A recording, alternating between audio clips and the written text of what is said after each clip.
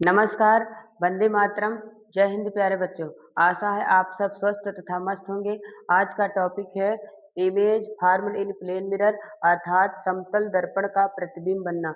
बहुत ही आसान तथा जबरदस्त तरीका सीखने वाले हैं। तो एक परावर्तक तल ले लेते हैं, इसे बोलते हैं परावर्तक तल।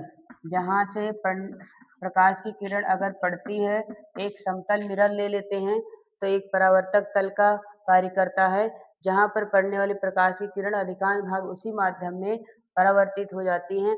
परावर्तक तल एक तरफ इसको पॉलिश कर देंगे, पॉलिश लाल ऑक्साइड या HNO3 का करते हैं। तो एक वस्तु ले लेते हैं, ये वस्तु एक रखी हुई है जिसका नाम है ए और बी है, और इस पर प्रकाश की किरण पड़ती है परावर्तक तल पर, तो उसी माध्यम में अधिकांश भाग परावर्तित हो जाता है और आपतन बिंदु से खींचा गया अभिलंबवत रेखा अभिलंब का कार्य करती है। और इस प्रकार हम यहाँ नीचे इसको मिला देते हैं, इसका नाम एफ रख देते हैं। ये आपतन बिंदु है, इस कोण का नाम एफ है, ये ए है, ये बी है और इसका नाम सी रख दो, और ये मान लो एन है और ये एफ रख दीजिए। एफ हो गया है तो आप इसको ए बी सी डी रख दो, कोई दिक्कत नहीं है। तो A B C N D और एफ इन सारे भुजाओं का नामकरण कर दिया। यहाँ पर कौन सा कोण बनता है? अभिलंब तथा आपतित किरण के बीच आपतन कोण होता है। यहाँ परावर्तित किरण तथा अभिलंब के बीच बना कोण परावर्तन कोण होता है। ये परस्पर 90 डिग्री है और ये भी कोण आपका क्या है? 90 डिग्री है। और ये कोण और ये कोण, सबसे पहला कंडीशन इसके देखते हैं कौन सी एंगल, इसके कौन सा एंगल इस त्रिभुज के क्या है? बराबर हैं। तो यानी कोण बी जो है, कोण इस सी के क्या है? लगभग आई कोण के। जो बी वाला है वो सी के क्या है, या आई जहाँ कोण बन रहा है ये बराबर है, क्योंकि ये एकांतर कोण है। तो सर्वप्रथम हम लिख सकते हैं कोण जो ए बी सी है, ए बी सी बराबर किसके है? ए सी बी के। कोण ए सी बी के क्या है? एकांतर कोण है, एकांतर कोण है।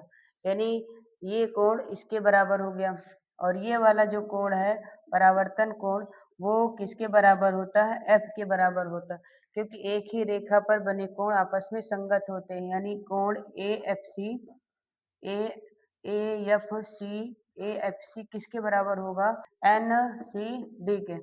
कोण एन सी डी के क्या है? संगत कोण है। क्या है? संगत कोण है। यानी ये कोण इसके बराबर हो गया और ये कोण इसके बराबर। एक यहाँ भी देख सकते हैं आप कि बी ए सी समकोण है।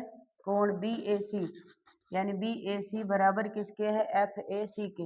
एफ ए सी के क्या है? ये समकोण है या समकोणीय है, अर्थात में ये कोण इसके बराबर, ये कोण इसके बराबर, ये कोण इसके बराबर। इस प्रकार एक चीज और भी उभयनिष्ठ रेखा देख सकते हैं इन त्रिभुजों में। त्रिभुज ए बी बी ए सी में और त्रिभुज एफ ए सी में उभयनिष्ठ रेखा क्या है? ए सी है। दोनों में त्रिभुज की जो बनाने की प्रक्रिया में शामिल जो है वो ए सी है।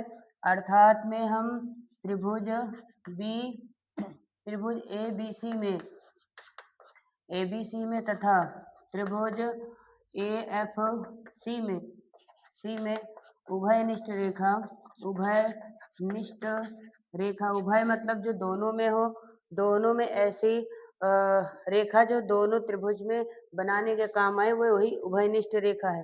त्रिभुज एबीसी तथा एएफसी में उभयनिष्ठ रेखा क्या है? एसी है।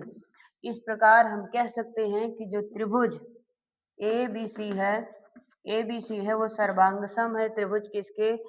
एफ ए सी के।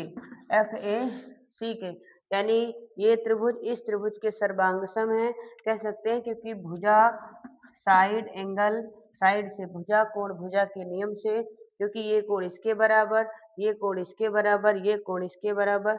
इस प्रकार हम कह सकते हैं कि त्रिभुज ए बी सी एफ ए सी के क्या है? सर्वांग सम है और भुजा कोण भुजा से। और अतः स्पष्ट है कि ए बी की अगर कोण बराबर हैं तो भुजाएं भी आपस में बराबर होती हैं। तो अतः ए बी बराबर किसके हो जाएगा? एफ ए के। एफ ए के अर्थात जो वस्तु होगा उसके बराबर ही प्रतिबिंब बनेगा। यही होता है समतल दर्पण। अर्थात समतल दर्पण प्रतिबिंब कैसे बनता है? आभासी, क्योंकि डैश डैश लाइन को आभासी बोलते हैं। आभासी होता है, सीधा होता है और वस्तु के क्या होता है? बराबर। वस्तु के क्या होता है? बराबर। यही बात समझनी थी प्यारे बच्चों। आशा है आप सबको बेहतर और जबरदस्त समझ में आया होगा। आप सभी का बहुत बहुत आभार, धन्यवाद। यदि चैनल पर नए हैं तो चैनल को सब्सक्राइब, शेयर, लाइक, कमेंट जरूर करें। जय हिंद, जय भारत।